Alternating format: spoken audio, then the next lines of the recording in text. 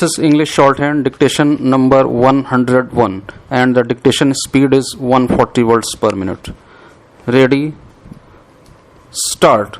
Mr. President, I have great pleasure in commending clause 11 because it is a clause which mostly relates to a community, a vast regiment of people who are subjected to untold miseries for so many centuries.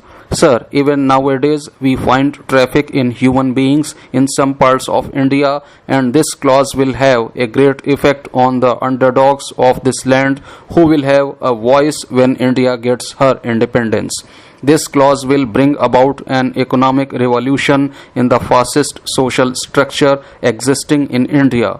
All the disabilities of the underdogs of this land are mainly due to the economic backwardness of the unfortunate brethren of the neglected community. It is unfortunate that a section of the people of this land will have to work without getting any remuneration whatsoever, even for their daily maintenance, and the people who work in the fields or in other places will have to go back to their homes even without getting a single pie.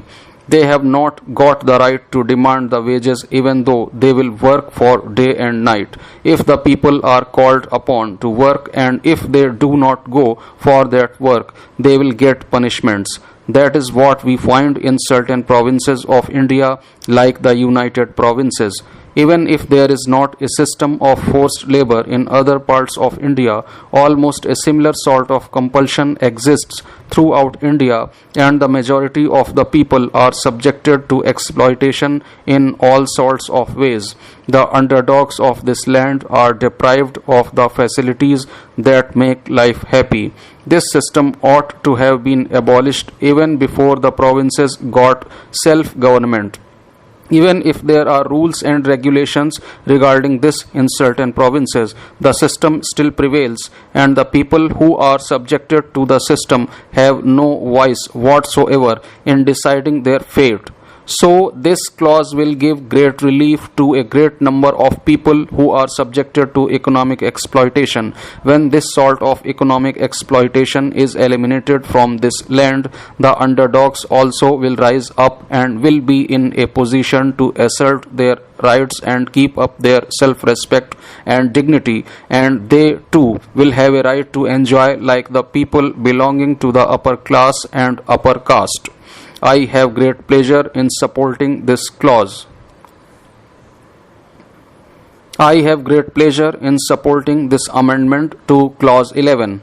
I accept the new draft of the clause. Sir, I have studied a good deal of forced labor problems since 1929. I was a member of the Forced Labor Convention in Geneva in 1929. India accepted the Forced Labor Convention in 1930, but the Indian states, with certain exceptions, did not accept it. That practice does not exist among the major states whose representatives I find today in this House. Sir, in my part of the country, forced labor has been taken advantage of by most of the small Indian states. They receive grants from the government of India for construction of roads and utilize the money for their own purposes, and by means of forced labor they construct roads and other civil works. Therefore, I do not apprehend the trouble which my friend has just now voiced. In case of national emergency, the state must come forward and everybody must compulsorily work for the country, be it war or famine or drought. But I do not want any lacuna left over which will allow some of the Indian princes to use forced labor for their own gains. Sir, one point I am not satisfied with is whether traffic in human beings includes women's traffic. Some of us have studied this problem about women's traffic for the last 10 years or more. Unfortunately, every year thousands of women of Orissa and the province of Bengal, where there are surplus women, are carried away to other parts of India. There is a regular traffic going on by crooks and gangsters who carry away these women to some outside provinces. I do not know whether they are regular housewives or whether they lead the life of shame. We do know that in provinces like Punjab, the number of women is less than the population of men. Sir, we had the painful experience during the Bengal famine when lakhs of women were spirited away. Whether these women were taken to the provinces where there are less women, or whether they were used to supply women to the huge British army that was then in the eastern part of India, that is a problem that social workers must work out.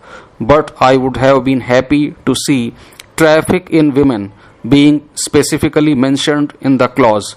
Those of us who belong to the eastern part of India still apprehend that, in spite of this provision in the fundamental rights, traffic in women will be carried on by unscrupulous money makers. I therefore want Sardar Patel to assure me whether he has in contemplation some kind of legislation by which this traffic in women may be stopped forever. Sir, I want a further assurance from the representatives of the Indian states here whether they will persuade their colleagues in the less advanced states to abolish forced labor, which is a source of profit and gain to many small principalities in India.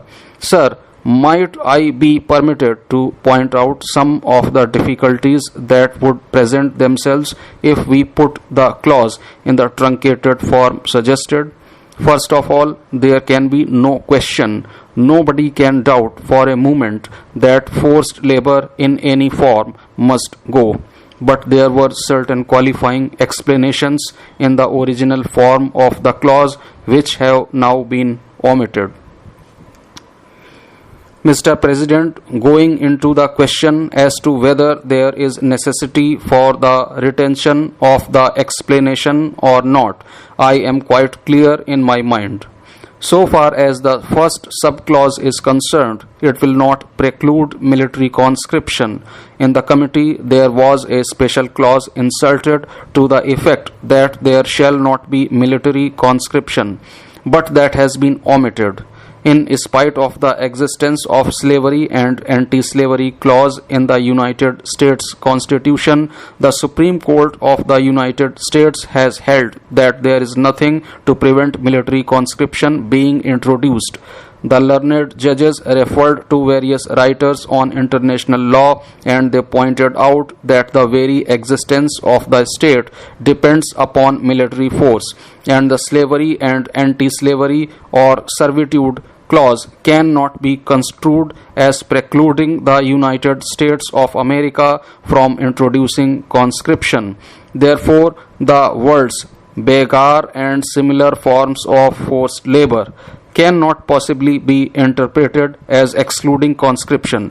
That is my view, and I do not think that the future legislatures will be precluded from introducing conscription by reason of a clause like this. The word similar occurring in the clause makes it quite clear that it cannot have in view a military conscription law. Therefore, under those circumstances, there need not be any apprehension. That does not mean that I am opposed to the retention of the explanation. It was pointed out yesterday in the committee that the retention might give rise to considerable difficulties in the working of the village economy and village institutions, and no harm would result by the omission of the explanation, and therefore yesterday in the course of the discussions in the committee it was omitted. I do not think there is any danger of military conscription being ruled out as a power inherent in the Union by reason of the forced labor clause as it stands. There are 2 points referred to in the clause. First, traffic in human beings is prohibited, and second, Forced labor ought not to be allowed. Both these are already provided for in the Penal Code.